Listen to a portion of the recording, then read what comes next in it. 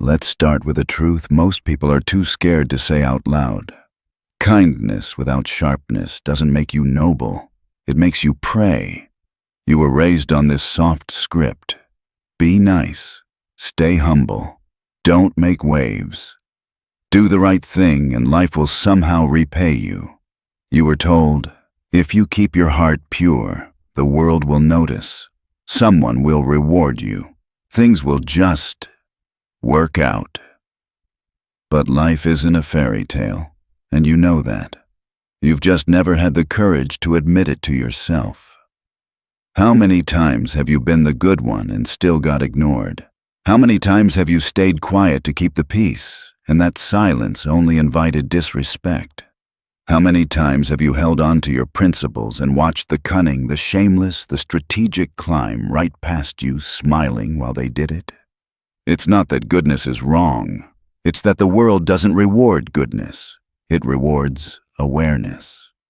Niccolo Machiavelli was one of the few willing to say that out loud. He didn't write The Prince as a manual on how to be a saint. He wrote it as a survival guide for anyone walking through a world of wolves, trying to keep their soul without losing their neck. Machiavelli understood something most people never do. Morality without strategy is just stupidity in a saint's costume. Kindness, when it's unguarded, becomes a leash. It turns into a collar that other people can quietly clip around your neck and tug whenever they want something from you. You are not wrong for being kind. You are wrong for believing that kindness alone earns respect. Because in the real world, goodness without boundaries doesn't look admirable. It looks like an open invitation. Use me. Push me. Take what you want. I won't stop you. Look at the people you admire. The ones who seem powerful, respected, untouchable. Did they get there because they had pure intentions and a soft heart? Or did they get there because they understand human nature? They know when to be gentle and when to be sharp, when to extend a hand, and when to keep the metaphorical knife behind their back. Machiavelli never said, "Be cruel for no reason." He didn't tell you to become a monster. He told you to stop being naive. He warned you not to step into a game when you don't even know the rules, because if you don't understand the game, you're not a player.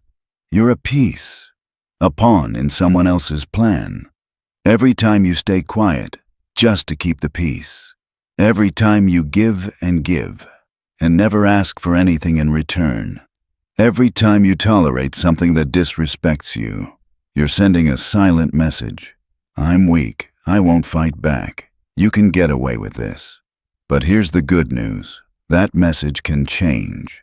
You can decide right now that you're done being molded by the world, and that you're ready to start shaping the world around you through intelligence. You don't have to abandon your kindness. You have to upgrade it.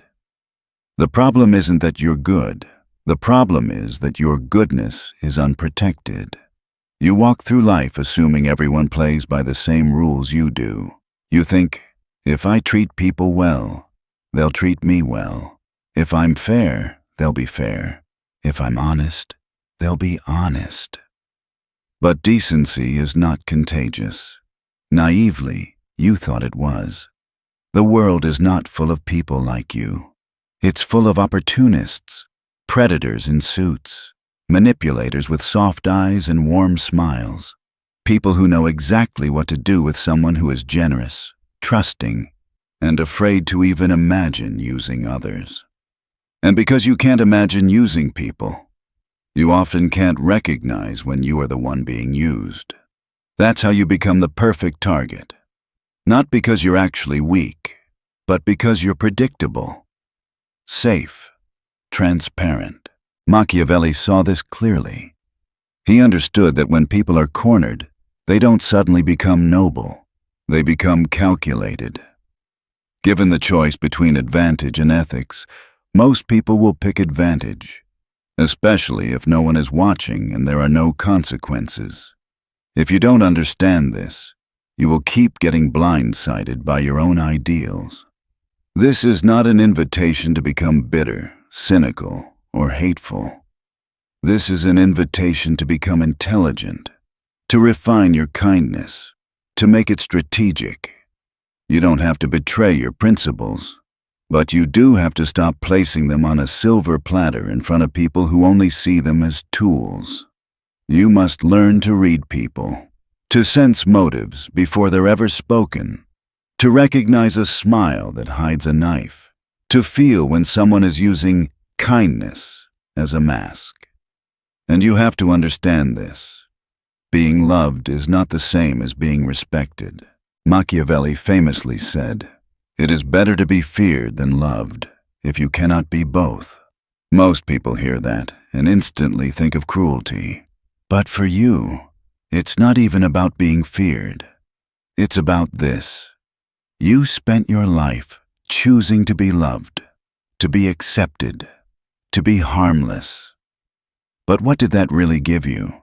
Did it build admiration? Did it build power? Did it make people think twice before crossing you? Or did it simply teach you that people will take everything you give and then vanish when you finally need help? Kindness without presence, without strength, without boundaries, doesn't inspire loyalty. It inspires entitlement. People don't respect what's always available, what's easy, what never says no. And when people don't respect you, they don't listen to you. They don't consider you. They don't protect you. They just use you. Not always because they're pure evil, but because you never taught them otherwise. So, if you've been wondering, why does my good heart keep getting punished? Why does my silence lead to more disrespect? Why does my giving never come back full circle? Here's the brutal answer. You confused kindness with strategy. Kindness is not a strategy. Not until it has a spine. Not until it's combined with awareness, discernment, and power. Machiavelli never told you to stop being good. He told you to stop being blind, because if we're honest, you didn't just want people to like you. You were starving for it. Not pure love, but acceptance, approval. That quiet nod from the world saying, "You're good, you belong. You're safe here as long as you keep pleasing us." So you learn to survive by pleasing, by shrinking, by sanding down every sharp edge of your personality so nobody would reject you. And slowly, that survival tactic became your identity. You became the peacemaker, the agreeable one, the person who keeps his thoughts polite, his voice low, his presence predictable. You told yourself, this means I'm kind. But in reality, it made you invisible. Here's the truth Machiavelli would whisper directly into your ear. The world is not ruled by the lovable. It is ruled by the unreadable. When your deepest desire is to be liked, you soften in the exact places that require steel. You compromise where you should stand firm. You give second chances where silence would have hit harder. And slowly, quietly, the world stops viewing you as someone to respect and begins seeing you as someone to use. Machiavelli wrote, "It is much safer to be feared than loved, if one must choose." That line wasn't a call to cruelty.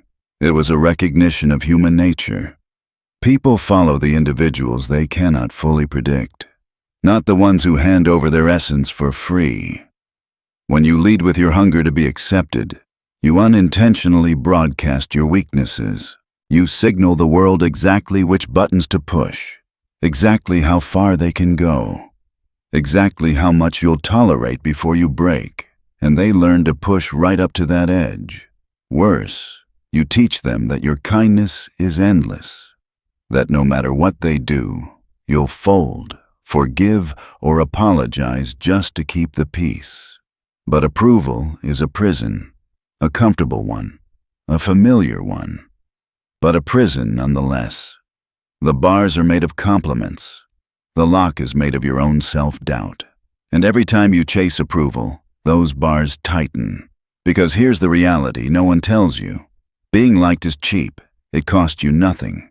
People like dozens of strangers every day online, at work, in passing. But being respected, that costs something. It requires boundaries. It requires the courage to hold your ground.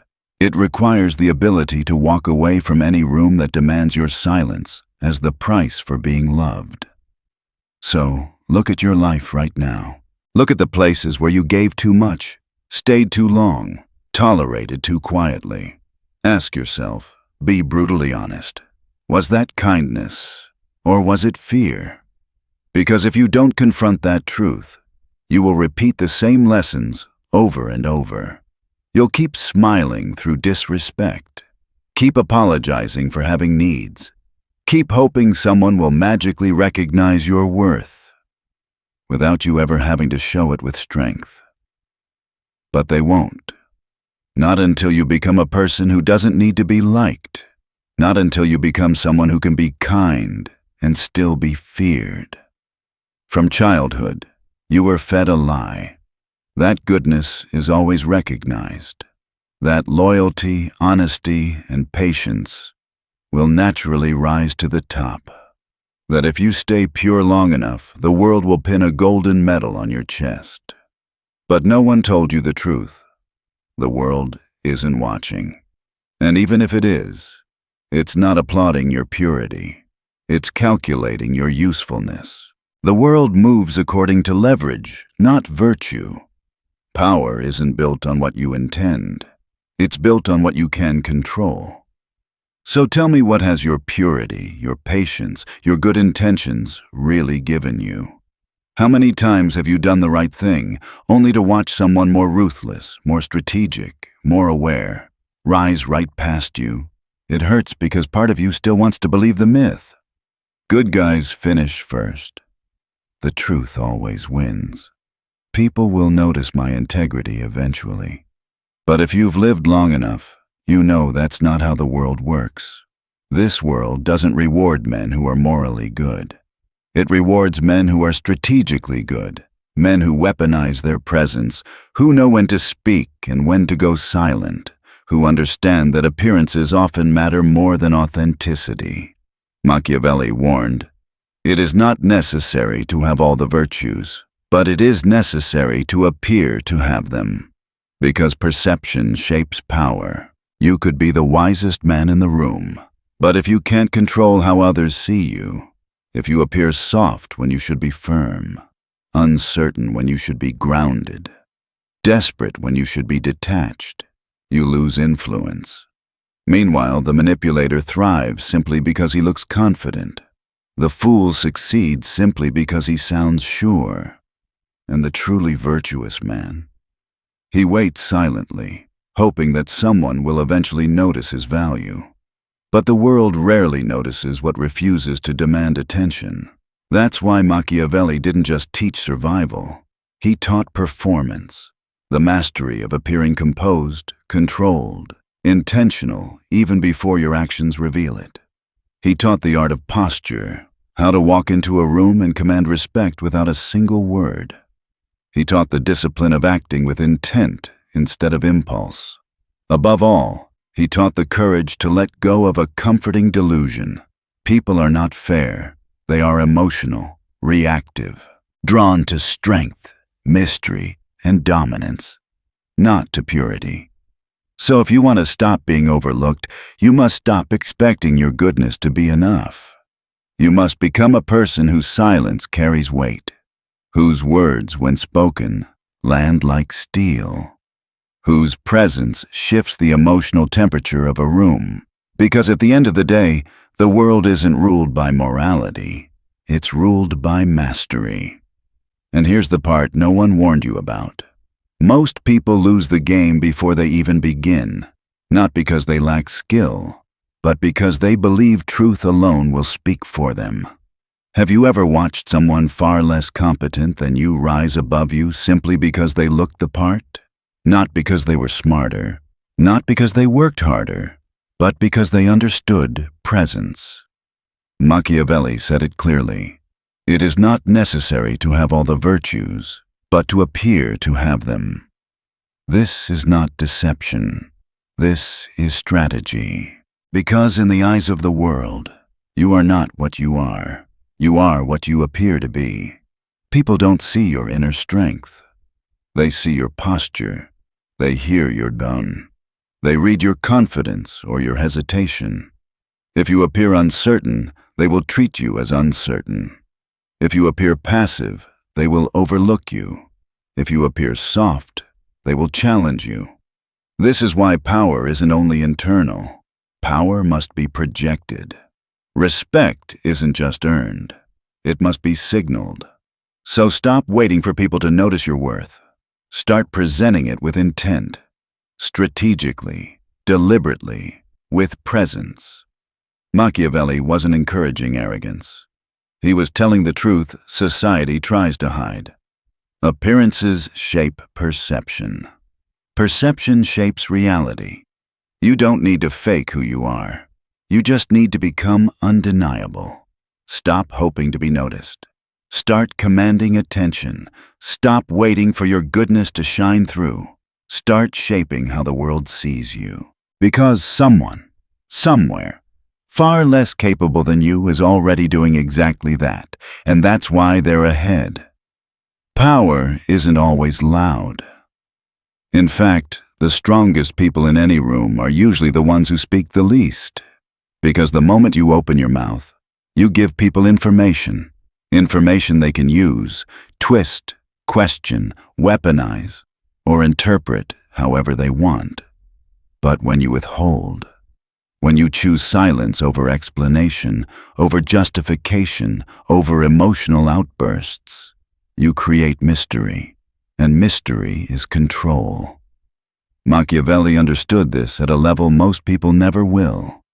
He wrote that a ruler must learn how to conceal his intentions, not because deception is noble, but because transparency in the wrong hands is suicide. Most people think that speaking your mind is power, that saying everything you think is honesty, that reacting quickly makes you strong, but often it makes you exposed. Because once people can predict you, your triggers, your values, your next move, they've already gained leverage over you.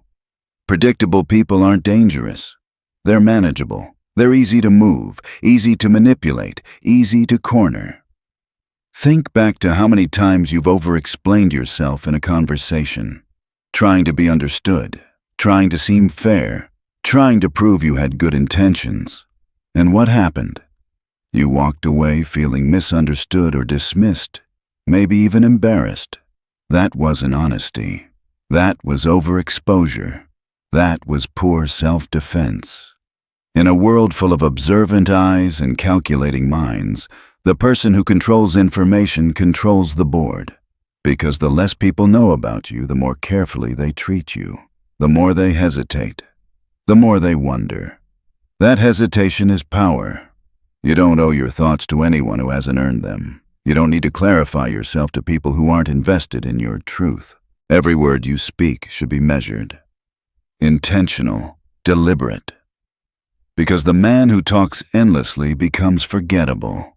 But the man whose silence forces others to lean in, to guess, to question, to reflect, that man becomes memorable. Strategic silence doesn't make you weak. It makes you unreadable, and unreadable people are untouchable. Now, let's take this further. If people can predict you, they can control you. It's that simple. Machiavelli didn't just study power, he studied fear. And he realized something profound. Predictable men are expendable. Unpredictable men are dangerous. When people know exactly how you'll respond to pressure, rejection, disrespect, they will design situations to push you exactly where they want you. They know what guilt triggers you. They know what compliments disarm you. They know what tone makes you shrink. They know how to make you second-guess yourself. And suddenly, without ever raising their voice, they are pulling your strings. Not because they're smarter, but because you made yourself easy to read. But the moment you break your patterns, something shifts. The power dynamic flips instantly. Imagine someone who's used to you always saying yes and you calmly say no. Imagine someone who expects you to explain yourself and you don't. Imagine someone who anticipates your anger and you stay silent, unshaken. That unpredictability creates psychological distance. It forces them to treat you with caution. It makes them think twice before crossing you. Because people aren't afraid of cruelty. They're afraid of uncertainty. They're afraid of the person they cannot categorize, cannot predict, cannot manipulate. Unpredictability is not chaos, it's calculated mystery. It's the ability to move differently than people expect, not emotionally, but strategically. Because when someone can't predict you, they can't prepare for you. And when they can't prepare for you, they hesitate. And whoever makes others hesitate controls the game. So break your patterns. Say no where you once said yes. Disappear where you once explained. Stay calm where you once exploded. Smile where you once panicked. Your unpredictability is not confusion. It's control. It's armor. And sometimes, it's the only shield you have against those who would devour you the moment you become predictable again. Machiavelli never said, "Become chaotic." He said, "Become untouchable." And untouchable begins the moment you stop being easy to read. Now let's talk about a form of power almost no one understands. The power of absence. Respect is not built by showing up everywhere. Respect is built when your absence has weight. Most people believe the opposite. They think being always available, always responsive, always present makes them valuable. But Machiavelli warned that too much familiarity breeds contempt. When people see you too often, they stop appreciating you. Your presence becomes ordinary, expected, taken for granted. This happens in relationships. It happens at work. It happens in friendships. It happens everywhere humans interact. The one who chases, the one who over-delivers, the one who is constantly available, that is the person who is most often overlooked. Not because they lack value, but because they never allow their value to be felt through absence. When you pull back intentionally, when you are not the first to respond, not the one always reaching out, not the one always ready to give, something powerful happens. People start to notice the quiet. They feel the missing energy. They wonder what changed. And in that wondering, you rise in value. Your time becomes a privilege. Your attention becomes meaningful. Your presence becomes rarer and therefore heavier. Look at the most powerful figures in history. They didn't show up to every argument, every event, every debate. They chose their moments. They made the world wait for their voice. That's what strategic distance is. It's not withdrawal. It's elevation. Because constant visibility makes you vulnerable, but controlled visibility makes you powerful. When you decide when and how people experience you, you are no longer begging for respect. You are commanding it. So stop fearing that absence will make people forget you. Because if the only reason people remember you is that you're always available, then they never respected you in the first place. The ones who make an impact are not the ones who show up constantly. They are the ones who show up intentionally. Like thunder, rare, unmistakable, and impossible to ignore. Let's move into one of the most underestimated forms of power, emotional control. You've been told your whole life, speak your truth, let it out, express yourself. But no one told you the other side of that truth. Every reaction you give is a roadmap to your weaknesses. And the people who seek power, the manipulators, the opportunists, the silent strategists, they're watching, listening, taking notes. Because the moment you lose your temper, the moment you snap, the moment you let someone get under your skin, you've already given them the upper hand. Machiavelli understood this deeply. He didn't just teach strategy, he taught restraint.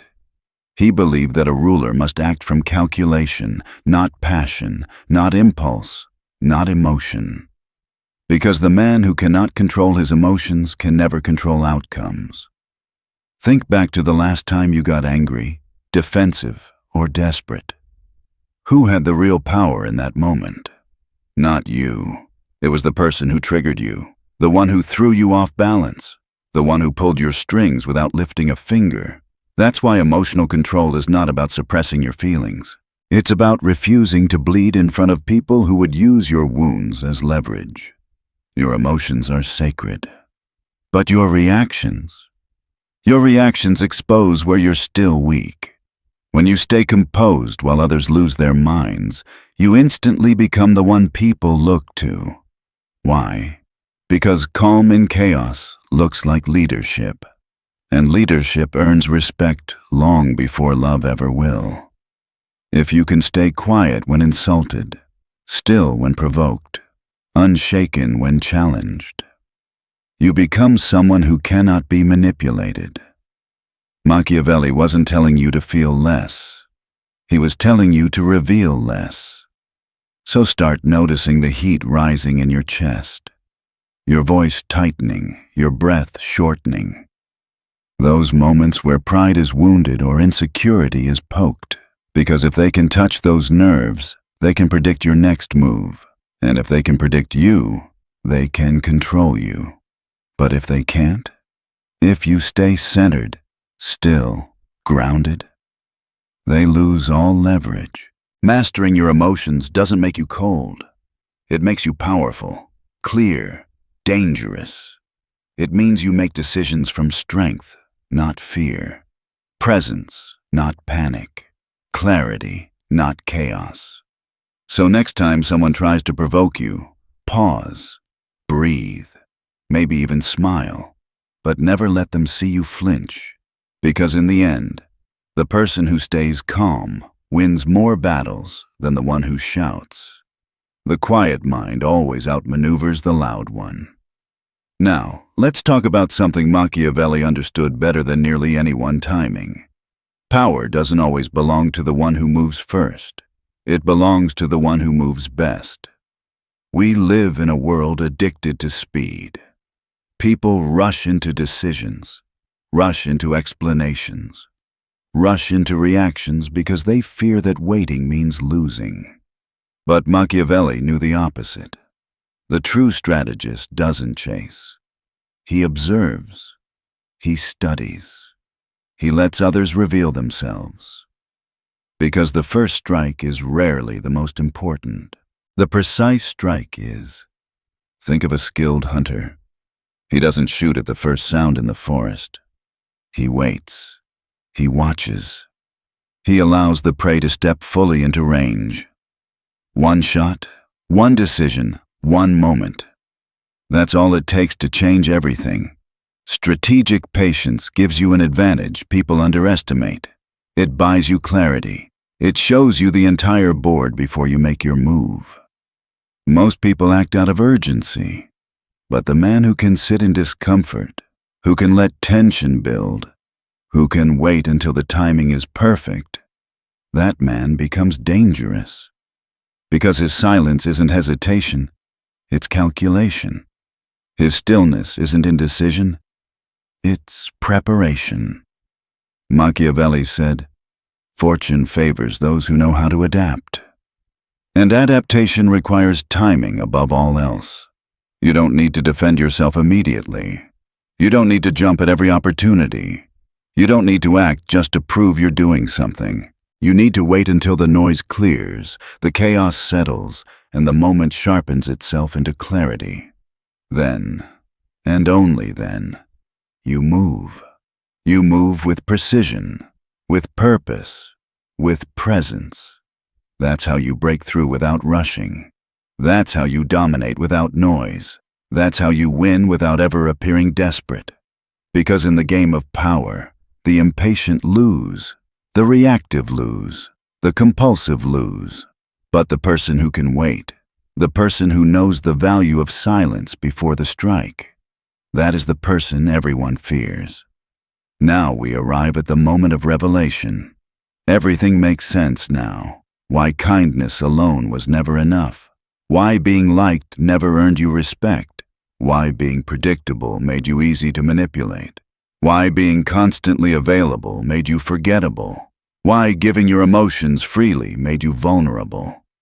You weren't weak. You were unarmed. No one taught you that silence could be a weapon, that distance could increase your value, that unpredictability could intimidate more than aggression, that image could be leverage, that emotional control could be armor, that timing could be power. But now you see the map. Now you understand the architecture of influence. The question is no longer, do you understand?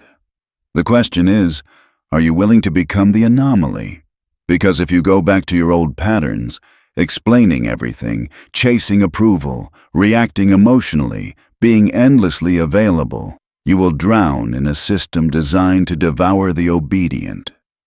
This world does not reward virtue. It rewards intelligence. It rewards stillness. It rewards control. It rewards those who know how to move unseen, how to speak rarely, how to appear powerful long before they prove it, how to make themselves unpredictable, how to stand apart from the emotional chaos of others. From this moment forward, you are no longer here to prove you're a good person. You are here to operate with intelligence, with clarity, with strategy, with power. Let others drown in noise. Let others chase validation. Let others react impulsively. You move differently now, quietly, intentionally, with presence, with weight, because now you aren't just participating in the game. You finally understand the game. Now that you've walked through every layer of this transformation, kindness with boundaries, strategic silence, unpredictability, emotional discipline, presence, timing, the final question is no longer, do you understand? The real question is, will you actually change? Because insight means nothing without action. Awareness without application is just another comfortable illusion. And illusions are exactly what kept you powerless for so long.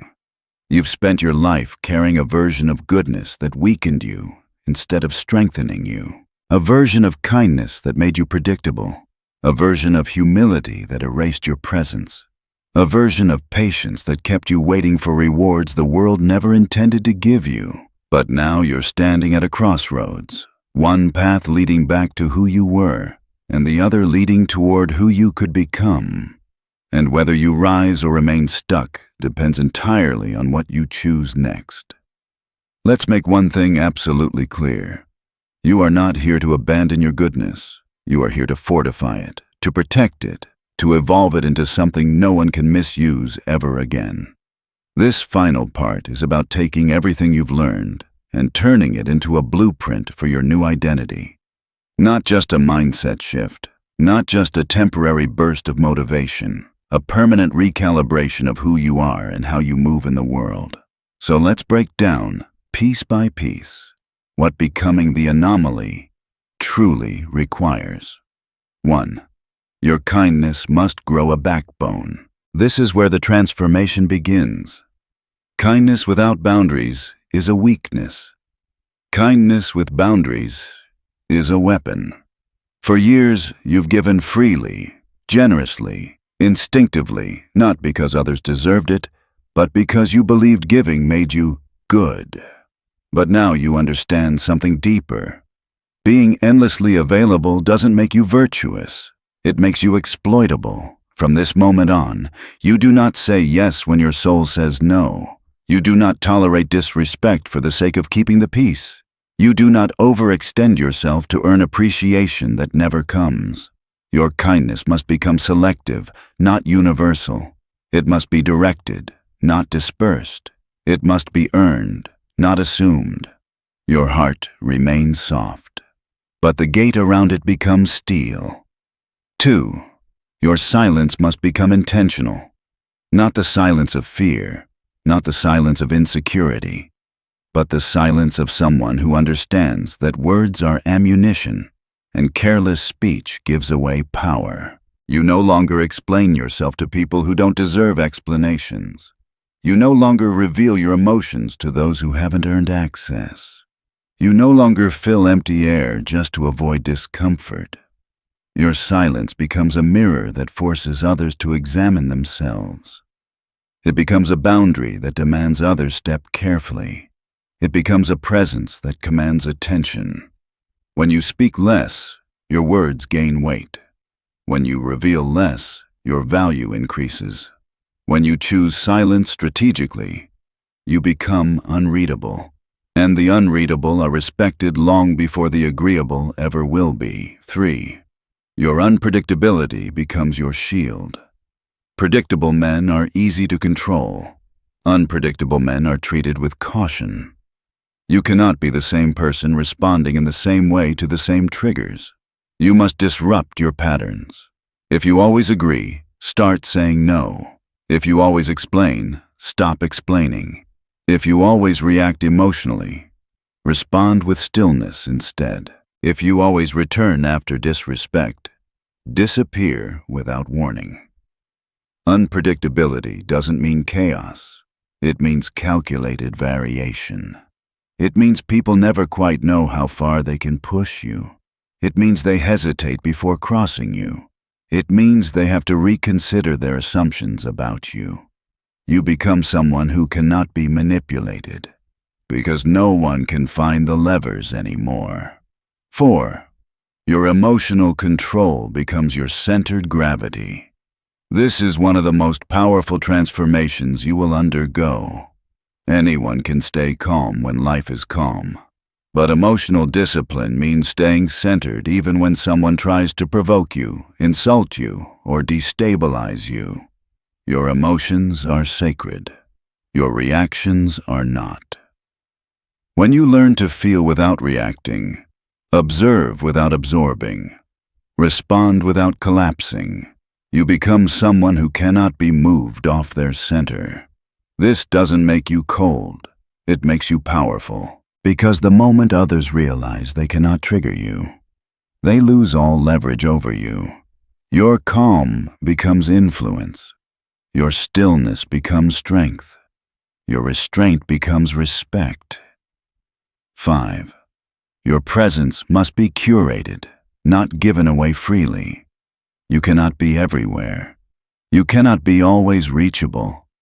You cannot be constantly available without diminishing your value. Scarcity increases worth. Distance creates desire. Selective presence builds power. From now on, you do not show up to every conversation. You do not respond instantly to every message. You do not allow people to believe your time is limitless. Your presence becomes something people notice when it arrives and miss when it leaves. Powerful individuals are felt, not seen everywhere. You must learn to move the same way. 6. Your timing becomes the difference between impulse and strategy. Patience is not passivity, it is precision. You must stop rushing decisions out of fear. Stop reacting out of urgency. Stop acting simply because others expect action. The strategist waits. He observes.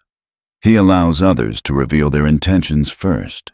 You must learn to strike only when the moment is right, not when emotion pressures you into movement. Your timing becomes your hidden weapon. Your restraint becomes the reason you outmaneuver others. Power is never about speed. It's about accuracy. 7. Your image becomes a deliberate expression of inner mastery, not artificial, not fake, not a performance, but an intentional presentation of how you expect to be treated. People don't respond to your soul. They respond to your presence, your tone, your posture, your boundaries, your confidence. You must become someone who looks like they know their worth long before they speak. This is not vanity. It is strategy. It is the understanding that perception shapes interaction. Interaction shapes influence. Influence shapes power. Your presence becomes a language, a message, a silent declaration. I am not someone you can use. I am not someone you can underestimate. The cost of becoming the anomaly. This is the part most people avoid acknowledging, because change has a price. If you truly become quieter, more selective, more composed, harder to read, harder to reach, harder to manipulate, someone will notice, someone will question it, someone will resent it, someone will feel threatened by it. Not because you've become worse, but because you've become stronger. And strength disrupts the relationships built on your old weaknesses. People who benefited from your softness will resist your strength.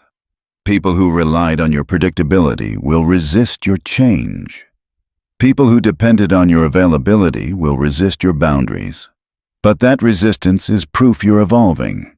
Your old identity cannot follow you into this new chapter, and that's exactly how it should be. The reward for becoming the anomaly, while some people will fall away, something far more valuable will rise in their place. Respect, freedom, clarity, influence, self-trust, inner calm. You will no longer fear rejection because you no longer need approval. You will no longer tolerate disrespect because you know your worth. You will no longer be manipulated because you can see through the game. You will no longer feel invisible because your presence finally carries weight. This is not just transformation. This is liberation. So now the final question. Which principle will you apply first? Strategic silence, boundaries, emotional control, unpredictability, presence, timing, self-respect. Which behavior ends today? Which pattern dies here? Which version of you do you refuse to carry into tomorrow? Comment it, declare it, own it, step into it. I'm reading every word not out of curiosity, but because this is more than a video. This is a movement, a recalibration, the birth of your new identity. And if this message awakened a force inside you, if it sharpened your mind, if it exposed your old patterns, if it reminded you of the power you buried, then like the video and subscribe. Not for me, but because this is the path you were meant to walk. You're no longer just participating in the world, you're shaping it. You're no longer just reacting to the game, you're mastering it. Your new life begins the moment you choose it, and that moment is right now. Here's the truth you need to walk away with. Nothing changes until you do. You've spent years carrying a version of yourself that kept you small, predictable, and easy to use. But now you know the architecture of power, silence, boundaries, emotional control, strategic distance, presence, timing. The tools were always there. You just weren't taught how to use them. From this moment on, you move differently. You speak less. You observe more. You choose your battles, your words, your presence with intention. You protect your goodness instead of offering it to anyone who asks. You stop chasing approval and start commanding respect through how you carry yourself. This isn't about becoming harsh. It's about becoming solid, unshakable. Someone who can be kind without being taken for granted, patient without being overlooked, generous without being exploited. You are no longer here to be liked. You're here to be respected. You're no longer here to survive. You're here to shape the world around you. If this message shifted something inside you, carry it into your next decision. Because your new life doesn't start someday. It starts now.